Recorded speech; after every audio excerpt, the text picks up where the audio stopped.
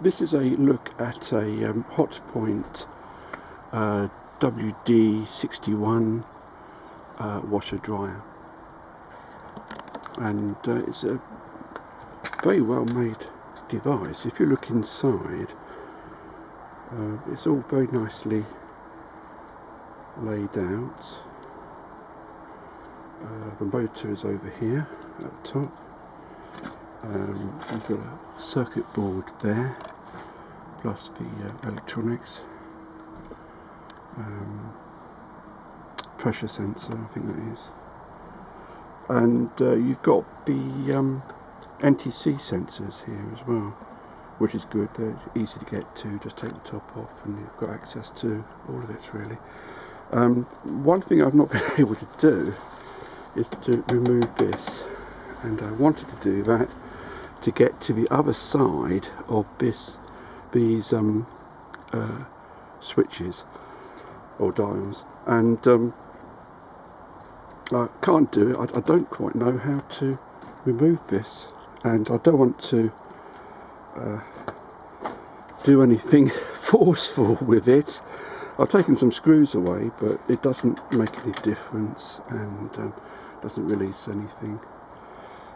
So it's a bit of a mystery, actually. Perhaps the professionals know, but I'm afraid I don't. Now, the reason I wanted to get to the back of this is that when I got this machine, I noticed that option C, which is the big one, the one that you tend to use, it's not working on it. And I found when I turned it to a different setting, I think it was one over here, it worked.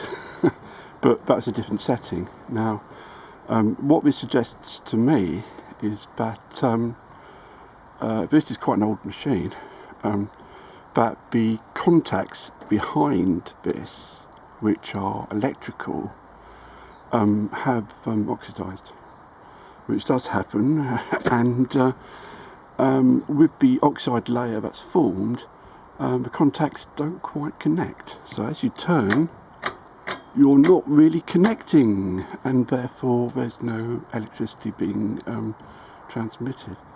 And so what I've done, because I can't take the back off, is to just push this down or push this up, and this one as well, to the left or to the right, and open up the space to the side, and spray in some WD contact cleaner. Now this is great stuff, but it needs to get to where it needs to go to really get some performance. So that's what I've done, and the other thing I've done is over some minutes just turning this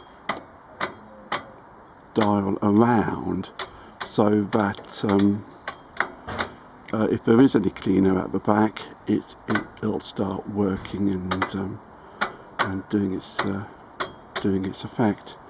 So that's the idea behind this. I thought perhaps you might like to see the problem that I had and how I'm going about doing it.